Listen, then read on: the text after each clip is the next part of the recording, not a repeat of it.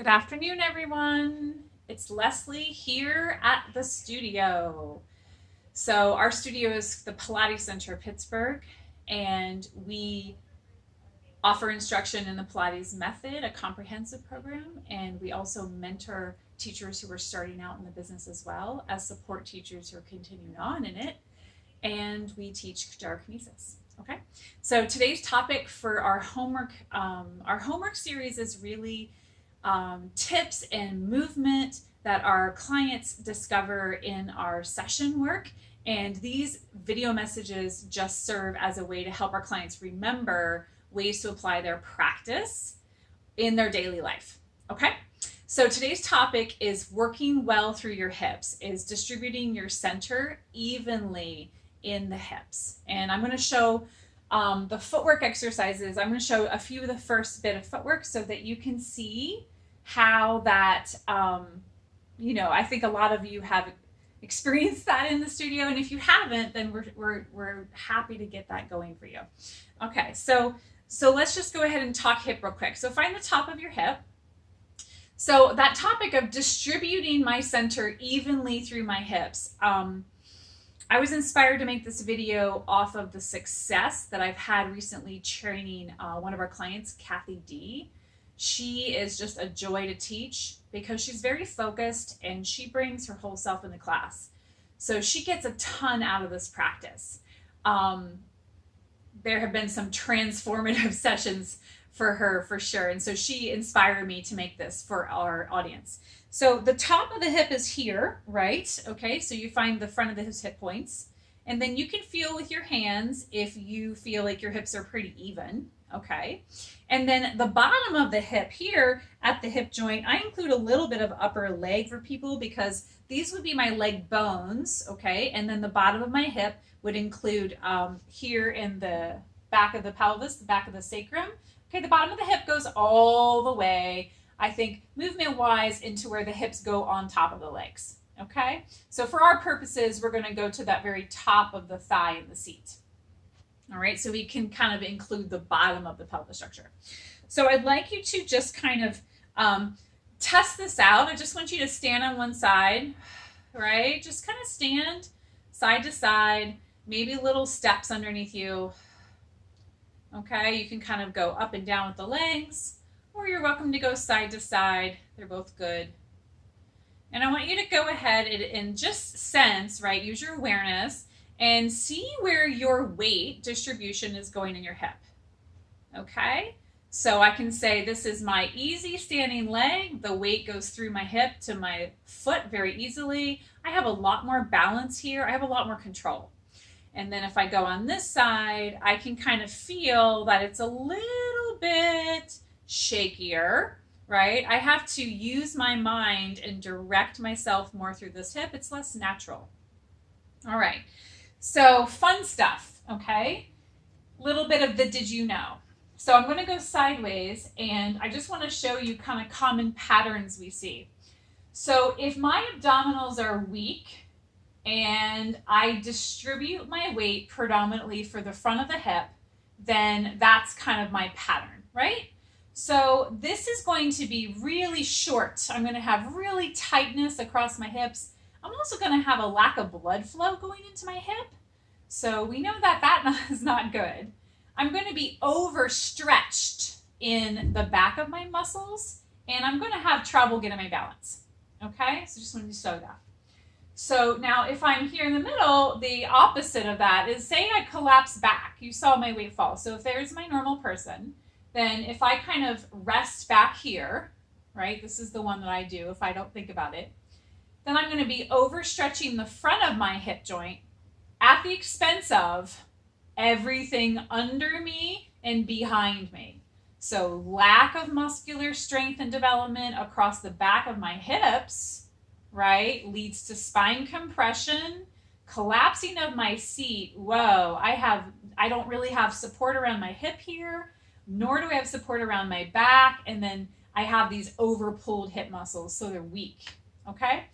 So what do we need to do about this? Okay, let's see if the profile kind of gives you, right? So I'm going to have you, well, go front. So I'm going to have you go ahead and stand. All right, I'll show you the easy one. I'm going to have you put your hand on your front hip and then put your hand behind you in the back of the upper leg. Find your sits bone.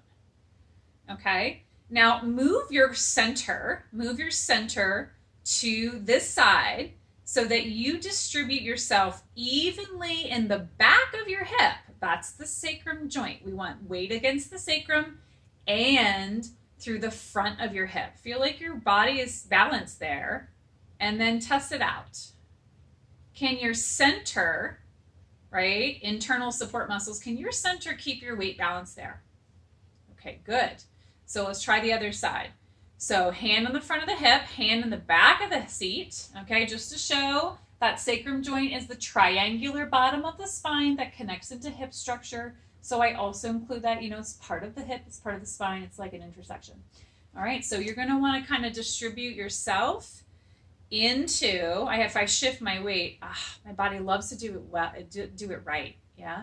So I'm gonna kind of shift my weight. My weight is even on the back of the hip joint, and then, oh my gosh, right on the top of the front here, okay? Now this is the one I collapse in, so I'm gonna give myself a little more direction through my spine. I'm just gonna stand up a little straighter here, and then wow, I can keep my balance.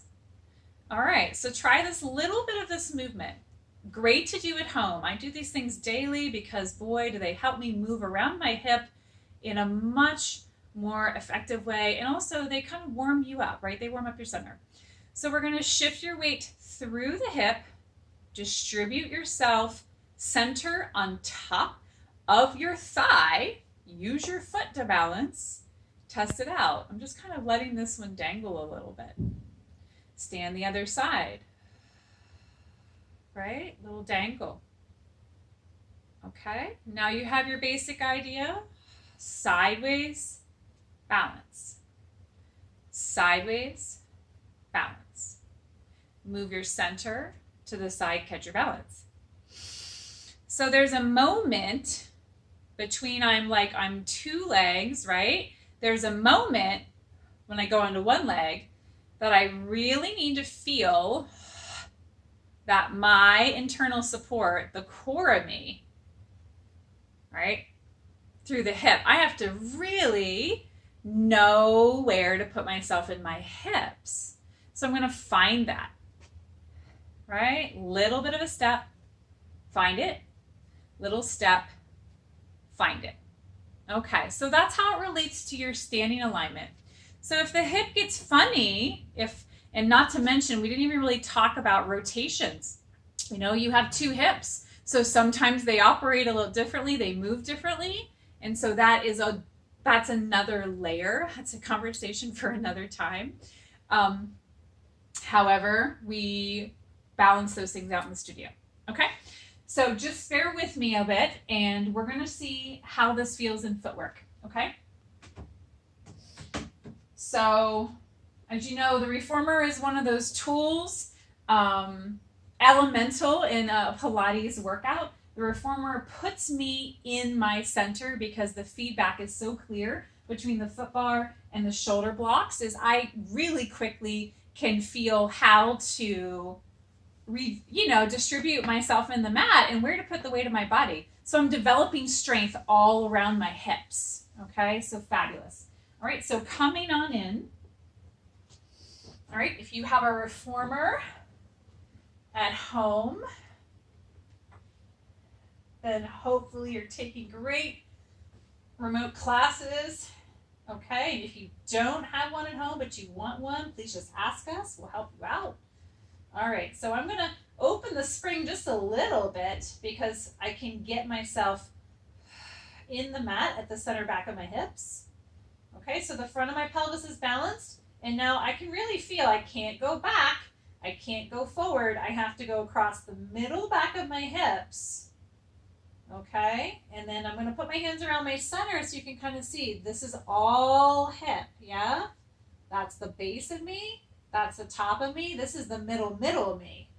So I'm going to use all the muscles around me and under me, and I'm going to go through my hips evenly, resisting the spring in. So I'm going to go through my hips evenly, getting myself balanced standing up. And then those muscles are going to work to close those springs. I'm almost there. So I press open and work evenly. Pressing open. So it's a very grounding exercise.